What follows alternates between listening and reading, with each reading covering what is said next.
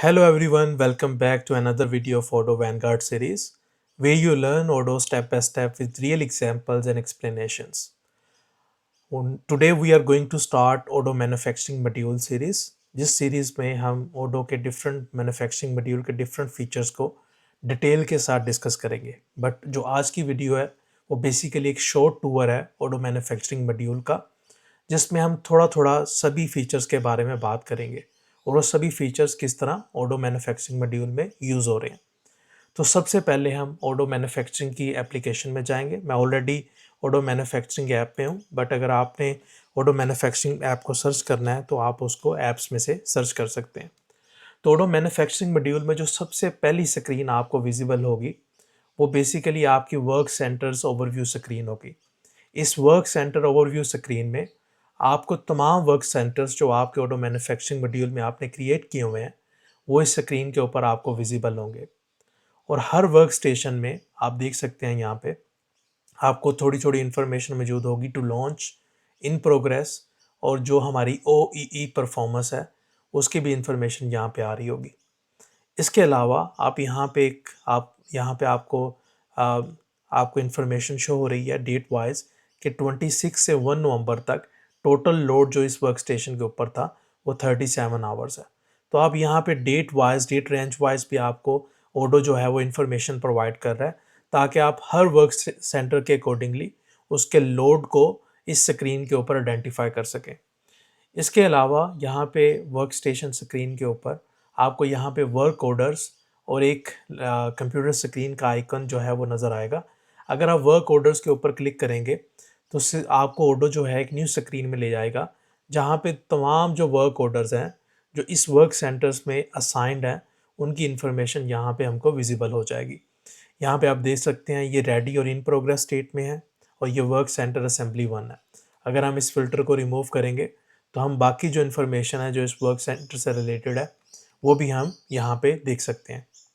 मैं वापस उसी स्क्रीन में वापस जाऊँगा और यहाँ पे मैं अगर इस आइकन पे जो कंप्यूटर का आइकन है इस पे क्लिक करूँगा तो ये मुझे बेसिकली शो फ्लोर में, जो कि एक अदर ऐप है बेसिकली ओडो में, जो बेसिकली जब आप ओडो मैन्युफैक्चरिंग मॉड्यूल को इंस्टॉल करते हैं तो उसके साथ ही वो ऐप भी इंस्टॉल होती है. तो उस ऐप का मकसद ये है कि वो रियल टाइम पे जब आपकी जो मैन्युफैक्चरिंग प्लांट है जहाँ पे आपके वर्क सेंटर्स काम कर रहे होते हैं तो वहाँ पे आपको एक इंटरफेस प्रोवाइड करती है, जहाँ पे जो आपके डिफरेंट वर्क सेंटर्स उनकी टीम जो है वो अपने टास्क दे सकते हैं, प्रोडक्शन ओवरव्यू देख सकते हैं और क्या उस वर्क सेंटर में चल रहा है उसके अकॉर्डिंगली वो उस एप्लीकेशन में बिहेव कर सकते हैं. तो अगर मैं आपको यहाँ पे वर्क सेंटर्स की बात करूँ तो जब मैंने उस आइकन के ऊपर जो लैप कंप्यूटर आइकन के ऊपर क्लिक किया तो वो मुझे शो फ्लोर में ले आया. अब शो फ्लोर में क्योंकि ये वर्क स्टेशन असेंबली 1 था तो यहाँ पे आप देख सकते हैं कि यहाँ पे मैन्युफैक्चरिंग ऑर्डर एक असेंबली में ये वाला है और दूसरा जो मैनुअल असेंबली के नाम से एक हमारा अदर मैन्युफैक्चरिंग ऑर्डर जो इस वर्क सेंटर में अवेलेबल है उसकी इन्फॉर्मेशन हमें यहाँ पे विजिबल हो जाएगी. इसी तरह अगर मैं वापस बैक उसी स्क्रीन पर वापस जाता हूँ तो यहाँ पे आप अगर इसमें दूसरे वर्क सेंटर्स में देखें तो यहाँ पे इससे डिफरेंट नज़र आ रहा है, क्योंकि यहाँ पे वर्क ऑर्डर्स था, यहाँ पे प्लान ऑर्डर्स है. क्योंकि प्लान ऑर्डर्स इसलिए नज़र आ रहे हैं क्योंकि अभी तक कोई भी टास्क जो है वो इन प्रोग्रेस स्टेज में इन इन वर्क सेंटर्स में नहीं है, जिसकी वजह से हमें वो दूसरी इन्फॉर्मेशन विजिबल नहीं हो रही. इसके अलावा जो है ये आपको वर्क सेंटर्स इन्फॉर्मेशन आपको ओवरव्यू में मिलेगी, जिसमें मैंने आपको डिस्कस किया यहाँ पे कि different information like date wise load उस वर्क सेंटर के ऊपर, उसके अलावा OOE performance, in progress, to launch और डिफरेंट इन्फॉर्मेशन जो है बेसिक इन्फॉर्मेशन किसी भी वर्क सेंटर से रिलेटेड वो आप यहाँ पे देख सकते हैं. जो नेक्स्ट स्टेप है ओडो मैन्युफैक्चरिंग मॉड्यूल का नेक्स्ट फीचर है वो है ऑपरेशंस. जब आप ऑपरेशंस के टैब पे क्लिक करेंगे तो यहाँ पे आपको डिफरेंट अदर ऑप्शंस भी नज़र आएंगे, जैसे कि मैन्युफैक्चरिंग ऑर्डर है, वर्क ऑर्डर्स है, अनबिल्ड ऑर्डर्स है और स्क्रैप है. अगर मैं मैन्युफैक्चरिंग ऑर्डर्स पे क्लिक करता हूँ तो वो तमाम मैन्युफैक्चरिंग ऑर्डर्स जो हमारे सिस्टम में मौजूद हैं उनकी इन्फॉर्मेशन जो है मुझे इस स्क्रीन में नज़र आ जाएगी. अगर आप यहाँ पे देखें तो ये जो फ़िल्टर हम यूज़ कर रहे हैं वो टू डू का फ़िल्टर हम यहाँ पे यूज़ कर रहे हैं. तो अगर मैं इसको रिमूव करता हूँ तो वो तमाम मैन्युफैक्चरिंग ऑर्डर्स जो ऑलरेडी कंप्लीट हो चुके हुए हैं, डन हो चुके हुए हैं, उसकी इन्फॉर्मेशन मुझे यहाँ पे नज़र आ जाएगी. अगर मैं किसी भी मैन्युफैक्चरिंग ऑर्डर पे जो कंफर्म्ड है उसको क्लिक करता हूँ तो मुझे मज़ीद जो इन्फॉर्मेशन है उस मैन्युफैक्चरिंग ऑर्डर से रिलेटेड यहाँ पे नज़र आ जाएगी। अब यहाँ पे आप देख सकते हैं कि इस मैन्युफैक्चरिंग ऑर्डर में इस प्रोडक्ट को हमने ये जो प्रोडक्ट है ये प्रोडक्शन में है। क्वांटिटी जो है हमें टोटल क्वांटिटी 3 चाहिए, यूनिट टू प्रोड्यूस। ये फोरकास्टिंग, यहाँ से हम फोरकास्ट रिपोर्ट भी चेक कर सकते हैं। बिल ऑफ मटेरियल, जो बिल ऑफ मटेरियल इस प्रोडक्ट को मैन्युफैक्चर करने के लिए यूज़ हो रहा है उसकी इन्फॉर्मेशन यहाँ पे आप देख सकते हैं। स्केजुअल डेट, स्केजुअल एंड और कंपोनेंट स्टेटस जो है उसकी इन्फॉर्मेशन हम यहाँ पे देख सकते हैं। जो तमाम बिल ऑफ मटेरियल्स में कंपोनेंट्स यूज़ हो रहे हैं उनकी इन्फॉर्मेशन हमें यहाँ पे नज़र आ जाएगी। अगर मैं यहाँ पे न्यू टैब पे क्लिक करता हूँ वर्क ऑर्डर्स के ऊपर, तो वर्क ऑर्डर्स में आपको तमाम इन्फॉर्मेशन वर्क ऑर्डर से रिलेटेड मिल जाएगी कि आप कौन कौन सा एक्शन जो है वो इस पर परफॉर्म करना चाह रहे हैं। जैसे कि सबसे पहले मैनुअल असेंबली है, वर्क सेंटर आप सेलेक्ट करते हैं कि ये असेंबली 1 है। फॉर एग्जांपल अगर मैं एक न्यू ऑपरेशन सेलेक्ट करता हूँ, मैं कहता हूँ ये ऑपरेशन टेस्ट है और ये वर्क सेंटर असेंबली 1 में ये परफॉर्म होगा और ये प्रोडक्ट के ऊपर परफॉर्म होगा। क्वांटिटीज़ 3 होंगी। एक्सपेक्टेड ड्यूरेशन यहाँ पे मैं ऐड कर सकता हूँ। फॉर एग्जांपल एक्सपेक्टेड ड्यूरेशन जो है वो 10 जो है, रियल टाइम ड्यूरेशन जो है वो मैं कहता हूँ कि 10 से जो है वो 20 हम यहाँ पे ऐड कर सकते हैं। Waiting for the component status यहाँ पे हमें शो हो रहा है, मैं इसको सेव करूँगा। अगर मैं यहाँ से इसको रन करना चाहूँ तो मैं यहाँ से इसे रन भी कर सकता हूँ। तो ये बेसिकली हमारे वर्क ऑर्डर्स हैं जो हम बेसिकली एक कोई ऑपरेशंस होते हैं जो हम किसी प्रोडक्ट को मैन्युफैक्चर करने के लिए यूज़ करते हैं, उन्हें हम वर्क ऑर्डर्स कहते हैं। तो उनकी जो इन्फॉर्मेशन है हम अपने मैन्युफैक्चरिंग ऑर्डर में यहाँ पे असाइन करते हैं। नेक्स्ट टैब जो है मिसलेनियस का टैब है। मिसलेनियस टैब में भी जो हमें डिफरेंट इन्फॉर्मेशन अवेलेबल होती है, ऑपरेशन की टाइप होती है, कंपोनेंट की लोकेशन, मतलब किस लोकेशन से हम कंपोनेंट्स को ला रहे हैं, यहाँ पे फिनिश प्रोडक्ट हम कहाँ पे भेज रहे हैं, तो वो इन्फॉर्मेशन हम यहाँ पे देख सकते हैं। सोर्स डॉक्यूमेंट, अगर कोई डॉक्यूमेंट आप इस मैन्युफैक्चरिंग ऑर्डर के लिए यूज़ कर रहे हैं तो उसका सोर्स डॉक्यूमेंट आप यहाँ पे ऐड कर सकते हैं। अगर ये मैन्युफैक्चरिंग ऑर्डर किसी प्रोजेक्ट से एसोसिएट है तो उसकी इन्फॉर्मेशन हम यहाँ पे सिलेक्ट कर सकते हैं। कंपनी जो है, अगर आप मल्टी कंपनी यूज़ कर रहे हैं तो उस कंसेप्ट में आप यहाँ पे डिफरेंट कंपनीज भी सिलेक्ट कर सकते हैं। नोट्स टैब में आप कोई भी इस मैन्युफैक्चरिंग ऑर्डर से नोट जो है वो यहाँ पे उसकी इन्फॉर्मेशन ऐड कर सकते हैं। तो ये बेसिकली हमारे मैन्युफैक्चरिंग ऑर्डर है। यहाँ पे अगर आप बेसिकली आप देख सकते हैं कि ये इन प्रोग्रेस स्टेज में है। तो अगर मैं प्रोड्यूस होल के ऊपर क्लिक करता हूँ तो ये सारी जो प्रोडक्ट है इनको प्रोड्यूस कर देंगे, ठीक है। तो अब ये जो है हमारी जो प्रोडक्ट है उसकी क्वांटिटीज़ हमने प्रोड्यूस कर ली। तो इसी तरह जो है डिफरेंट इन्फॉर्मेशन हम देख सकते हैं यहाँ पे। मैंने डिफरेंट स्टार्ट का बटन है, मेंटेनेंस रिक्वेस्ट, अगर आपने मेंटेनेंस का मॉड्यूल यूज़ कर रहे हैं जिसको हम आने वाली वीडियोस में डिस्कस करेंगे, तो यहाँ पे वो मेंटेनेंस रिक्वेस्ट भी आप सेंड कर सकते हैं उस मैन्युफैक्चरिंग ऑर्डर के ऊपर। नेक्स्ट जो चीज़ है इसमें ऑपरेशंस में वो वर्क ऑर्डर्स हैं। जैसे कि मैंने मैन्युफैक्चरिंग मॉड्यूल में बताया कि कोई भी जो है हम वर्क ऑर्डर क्रिएट कर सकते हैं। जैसे कि मैंने एक क्रिएट किया था टेस्ट के नाम से और प्रोडक्ट थी टेस्ट कम्बिनेशन और उसका मैंने यहाँ पे ड्यूरेशन भी ऐड किया था और वो फिनिश हो चुका हुआ है। तो इसी तरह कोई भी ऑपरेशन जो आप अपनी किसी प्रोडक्ट के ऊपर उसको मैन्युफैक्चरिंग करने के लिए आप यूज़ करते हो वो बेसिकली आपके वर्क ऑर्डर्स होते हैं। उनमें आपका जो होता है ऑपरेशन का नाम होता है, वर्क सेंटर इन्फॉर्मेशन होती है, प्रोडक्ट होती है, क्वांटिटी होती है और ड्यूरेशन आपकी जो है वो अवेलेबल होता है यहाँ पे। आप वहाँ से भी आप मैन्युफैक्चरिंग ऑर्डर की बेस के ऊपर भी आप आ, इस वर्क ऑर्डर्स को रन कर सकते हैं। अदरवाइज़ आप इस स्क्रीन में जहाँ पे हम अभी अवेलेबल हैं यहाँ पे आपको तमाम वर्क ऑर्डर्स की इन्फॉर्मेशन मिल जाएगी, जहाँ से आप इसको स्टार्ट कर सकते हैं और उसके अकॉर्डिंग आप उसको स्टॉप कर सकते हैं।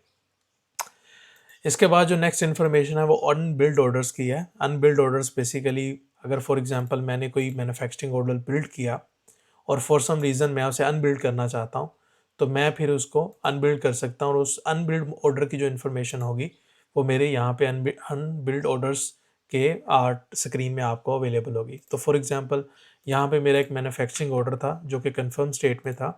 सो फॉर एग्जांपल ये डन स्टेज में है डाइनिंग टेबल। तो मैं इसे अनबिल्ड करता हूँ फॉर एनी रीज़न।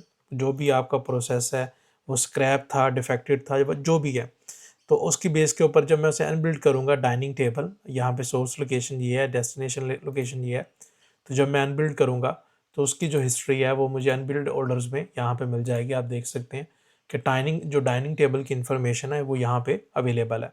सो ये जो है हमारा अनबिल्ड ऑर्डर की इन्फॉर्मेशन है। जो नेक्स्ट जो चीज़ है उसके बारे में नेक्स्ट हम बात करेंगे स्क्रैप के हवाले से। जो बेसिकली स्क्रैप ऑर्डर्स हैं, स्क्रैप वो चीज़ है, वो ऑर्डर जो आपका स्क्रैप में चला गया, आप यहाँ पे क्रिएट कर सकते हैं। सो फॉर एग्जांपल जब मैं न्यू के बटन पे क्लिक करूँगा तो यहाँ पे मैं प्रोडक्ट सेलेक्ट करूँगा। सो फॉर एग्जांपल मेरी जो प्रोडक्ट है वो कस्टमाइजेबल डेस्क है। मैं उसकी क्वांटिटी सेलेक्ट करूँगा, कितनी क्वांटिटी को मैं स्क्रैप करना चाह रहा हूँ। ओनर उसका कौन है, ठीक है। फॉर एग्जांपल ये किसी क्लाइंट से बिलोंग करती थी, तो वो इन्फॉर्मेशन यहाँ पे मैं सेलेक्ट कर लूँगा। सोर्स लोकेशन, किस लोकेशन से आप स्क्रैप लोकेशन, किस लोकेशन पे आप इसको सेंड करना चाह रहे हैं, वो इन्फॉर्मेशन मैं यहाँ पे सेलेक्ट कर लूँगा। सेम जो सोर्स डॉक्यूमेंट है, आप सोर्स डॉक्यूमेंट भी यहाँ पे बता सकते हैं। फॉर एग्जांपल मैंने ये प्रोडक्ट सेल की, कोई सेल ऑर्डर का मेरा रेफरेंस नंबर था, उसकी इन्फॉर्मेशन मैं यहाँ पे ऐड कर सकता हूँ। तो ये बेसिकली जो है हमारे ऑपरेशंस हैं। जो नेक्स्ट चीज़ है इसमें वो प्लानिंग है। प्लानिंग जो इन्फॉर्मेशन है, प्लानिंग में जो आपको मतलब कि 3 तरह की हमारे पास प्लानिंग अवेलेबल होती है। एक प्लानिंग बाय प्रोडक्शन है, मतलब मैन्युफैक्चरिंग ऑर्डर की बेस के ऊपर आपकी प्लानिंग होती है। जैसे ये ऑपरेशन आप देख सकते हैं, यहाँ पे वो मैन्युफैक्चरिंग ऑर्डर की इन्फॉर्मेशन दे रहा है, और ये जो मैन्युफैक्चरिंग ऑर्डर है वो ये से 2 नवंबर से लेके 7 नवंबर तक वो यहाँ पे स्केड्यूल है। तो आप इस तरह यहाँ पे इसको मैनेज कर सकते हैं, इसकी स्केड्यूलिंग कर सकते हैं, ठीक है। ड्रैग एंड ड्रॉप कर सकते हैं, मतलब जिस तरह आप अपने बिजनेस में एक मतलब कि हमारी बेसिकली ये एक प्लानिंग स्क्रीन है, जहाँ पे अब हम अपनी प्रोडक्शन मैन्युफैक्चरिंग ऑर्डर्स की बेस के ऊपर हम अपने तमाम मैन्युफैक्चरिंग ऑर्डर्स को मतलब प्लान कर सकते हैं। इसी तरह हमारे पास दूसरी प्लानिंग प्लानिंग स्क्रीन है, प्लानिंग बाय वर्क सेंटर्स। हम वर्क सेंटर की बेसिस के ऊपर अपने मैन्युफैक्चरिंग ऑर्डर्स को मतलब के प्लान कर सकते हैं। फॉर एग्जांपल ये मेरा असेंबली 1 का वर्क सेंटर है, तो यहाँ इस स्क्रीन के थ्रू मुझे इस चीज़ का आइडिया हो जाएगा कि नवंबर में कितने मैन्युफैक्चरिंग ऑर्डर्स ऑलरेडी स्केड्यूल हैं इस वर्क सेंटर के ऊपर। सो ताकि जब मैं अपना कोई न्यू मैन्युफैक्चरिंग ऑर्डर स्केड्यूल करूँ तो मेरे मेरे पास प्रॉपर एक रिपोर्टिंग होनी चाहिए कि ये मेरा जो मैन्युफैक्चरिंग ऑर्डर है उसको किस डेट के ऊपर ये वर्क सेंटर अवेलेबल है, ताकि मैं अपने उस मैन्युफैक्चरिंग ऑर्डर को उसके अकॉर्डिंगली इस स्क्रीन के ऊपर स्केड्यूल करूँ। सो बेसिकली ये जो प्लानिंग है ये हमारी वर्क सेंटर्स के अकॉर्डिंग होती है। और नेक्स्ट और जो इम्पोर्टेंट प्लानिंग है यहाँ पे मास्टर प्रोडक्शन स्केड्यूल, ये बहुत इंपॉर्टेंट रिपोर्ट है जिसको हम आने वाली वीडियोस में डिटेल में डिस्कस करेंगे। बेसिकली इस प्लानिंग स्क्रीन का मकसद ये है कि आप फॉर एग्जांपल, अगर मैं इस एग्जांपल के साथ आपको बताऊं, सो फॉर एग्जांपल करंटली हम नवंबर में है और दिसंबर में जो है वो ईयर एंड होने जा रहा है, और फॉर एग्जांपल दिसंबर में क्रिसमस ईव की वजह से क्रिसमस ट्री का जो बिज़नेस है वो बहुत ज़्यादा पीक पे होगा। तो मैं अपनी फोरकास्टिंग को देखते हुए मैं अपने आने वाले मंथ में अपने बिज़नेस की जो प्रोडक्शन है या उसकी जो परचेजिंग है उसको स्केड्यूल करता हूँ। फॉर एग्जांपल अब अगेन नवंबर में जो है मेरी क्रिसमस ट्रीज़ जो है उनकी सेल, आई नाउ कि वो अगर मैं 10 से 20 प्रोडक्ट सेल कर रहा हूँ, तो यही सेल जो दिसंबर में होगी वो 50 से 60 होगी। तो उसके अकॉर्डिंग जो है मैं अपनी एक प्रॉपर साल की या मंथली बेसिस के ऊपर प्लानिंग करता हूँ।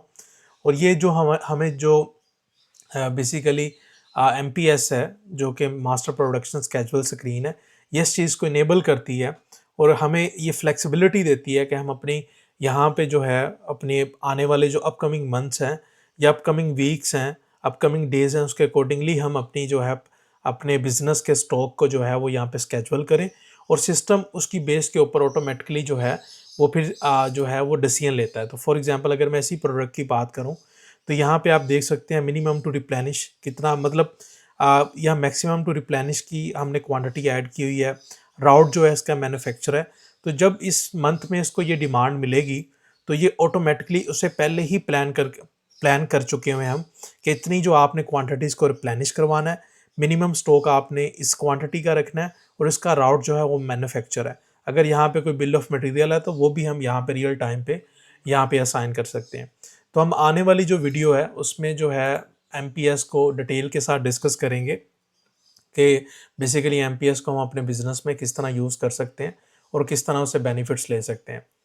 तो जो नेक्स्ट हमारा जो है वो इंफॉर्मेशन प्रोडक्ट है, बिल ऑफ मटेरियल है, और रिपोर्टिंग और कॉन्फ़िगरेशन है, जिसको हम आने वाली वीडियो में डिस्कस करेंगे। और अगर आपको ये वीडियो जो है वो पसंद आई है तो इसको लाइक करें, सब्सक्राइब करें, ताकि आपको जो ओडो वैनगार्ड सीरीज़ की आने वाली वीडियोस हैं वो आपको मिल सकें। और thank you for your time, have a good one, bye.